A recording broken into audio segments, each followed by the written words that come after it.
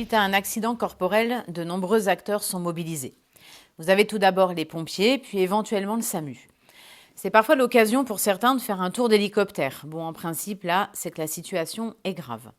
Ensuite, vous avez les forces de l'ordre, puis le procureur de la République. Suivant les circonstances de l'accident, un juge d'instruction peut être désigné. Dans l'entrefaite, vous avez votre assureur à gérer. Il convient de déclarer le sinistre dans les 5 jours ouvrés. Il faudra également gérer le côté matériel, à savoir le véhicule accidenté. Où a-t-il été emmené? Est-il placé sous scellé? Est-il réparable? Faut-il le céder de suite à l'assureur? Qui va payer les frais de gardiennage? Et j'en passe. Puis, en fonction des conséquences, les familles peuvent être confrontées à l'IML, Institut médico-légal, et à une autopsie judiciaire. Ou à un service de réanimation d'un hôpital, par exemple.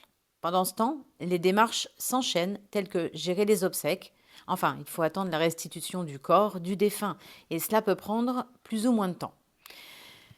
Ou les allers-retours à l'hôpital et l'attente interminable de savoir si la victime va s'en sortir et avec quelles séquelles.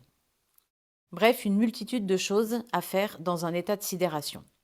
Toutes les victimes, les familles que j'ai accompagnées depuis 8 ans maintenant, pensaient ne jamais être concernées, étaient persuadées que cela n'arrivait qu'aux autres, et n'avaient pas imaginé un instant ce qu'était la gestion de l'après-accident.